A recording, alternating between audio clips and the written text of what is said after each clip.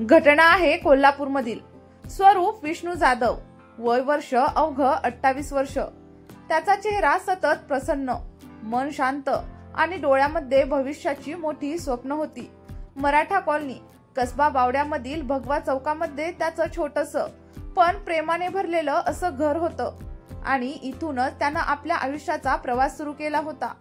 वडील विष्णू जाधव हे स्थानिक बाजारामध्ये काम करणारे प्रामाणिक कामगार, आई गृहिणी होती। आजी सतत जपमाळ घेत देवाऱ्यात बसून नातवाच्या भविष्यासाठी प्रार्थना करणारी आणि शाळेमध्ये शिकणारी एक लहान बहीण, जी की स्वरूपची खूप जास्त लाडकी होती। पैसा पाणी जास्त नव्हता, पण माणुसकी आणि संस्कार मात्र भरपूर होते। लहानपणापासून स्वरूपच्या मनामध्ये एकच ध्यास होता, त्याला पोलीस व्हायचं होतं। कोल्हापुरामध्ये त्यानं नियमित व्यायाम सुरू केला। सकाळी 5 वाजता उठून धावणे, शारीरिक प्रशिक्षण घेणे आणि अभ्यास करणे हे त्याचं रोजचं वेळापत्रक होतं। त्याचे वडील त्याला नेहमी सांगायचे, बेटा आम्हाला मोठं व्हायचं नाही, पण तुला मोठं झालेलं मात्र पाहायचंय। आणि याच प्रेरणेने स्वरूपने अखेर 2023 मध्ये पुणे पोलीस दलामध्ये भरती होण्याचा मान देखील मिळवला। गावात मिरवणूक निघाली आणि संपूर्ण कॉलनी अभिमानाने भरून गेली। स्वारगेट पोलीस लाईन मध्ये त्याची नेमणूक झाली आणि नव्या आयुष्याची सुरुवात देखील झाली। तो मित्रांना खूप जास्त हसवायचा, पण स्वतःच्या वेदना मात्र लपवायचा। त्याचं लग्न ठरलं होतं।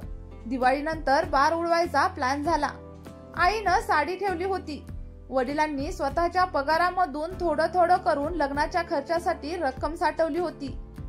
घरामध्ये सगळीकडे उत्साहाचं वातावरण होतं आणि स्वरूप नेहमी म्हणायचा, दिवाळीनंतर माझं लग्न आहे, तुम्हीही लवकर मुली बघा।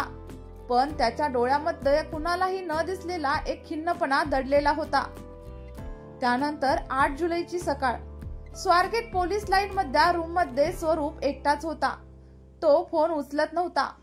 जेव्हा सहकाऱ्यांनी आणि त्याच्या मित्रांनी पाहिलं, तेव्हा तो मात्र निश्चळ होता। स्वरूपचा खून झाला होता। आत्महत्येची बातमी कोल्हापुरापर्यंत पोहोचली आणि त्याचं घर मात्र उद्ध्वस्त झालं। वडील कोसळले, आईचा टाहू फुटला, त्याची बहीण सैरभैर झाली आणि आजीला तर धक्का बसला। दुसऱ्या दिवशी कसबा बावड्याच्या स्मशानभूमीमध्ये स्वरूपवरती अंत्यसंस्कार झाले। पोलीस दलाकडून त्याला मानवंदना मिळाली, पण तो आता काहीही ऐकू शकत नव्हता किंवा बघू देखील शकत नव्हता। कुठलीही चिठ्ठी नव्हती आणि स्पष्ट कारण देखील नव्हतं। काही दिवसांपूर्वी तो लग्नाबद्दल आनंदाने बोलत होता, मग अचानक काय झालं? खडकवासला पोलीस तपास करत आहेत। त्याचा मोबाईल, त्याचे सोशल मीडिया अकाउंट, त्याचे कॉल डिटेल्स, सीसीटीव्ही सगळं काही तपासलं जातंय, पण उत्तर काही मिळत नाही।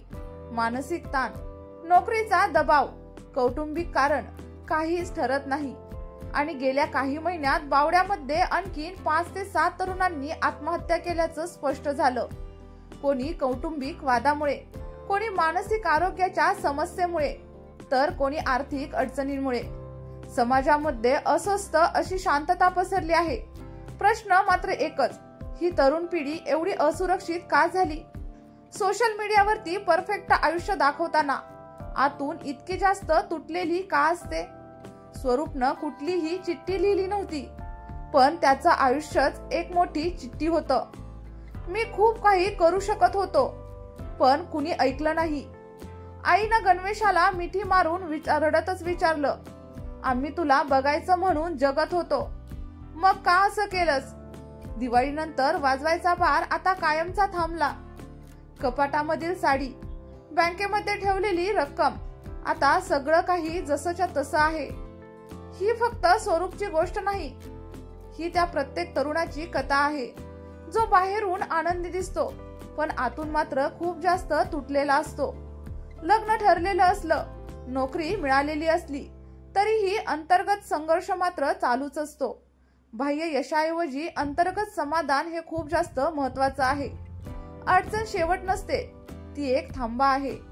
थांबा, श्वास घ्या, बोला, मदत घ्या, कारण तुम्ही खूप जास्त महत्वाचे आहात। चला तर मग प्रेक्षकांनो, ही घटना कथेच्या स्वरूपामध्ये ऐकायला तुम्हाला कशी वाटली हे मला कमेंट बॉक्स मध्ये नक्की सांगा आणि आवडली असेल तर आपल्या व्हिडिओला एक लाईक करा।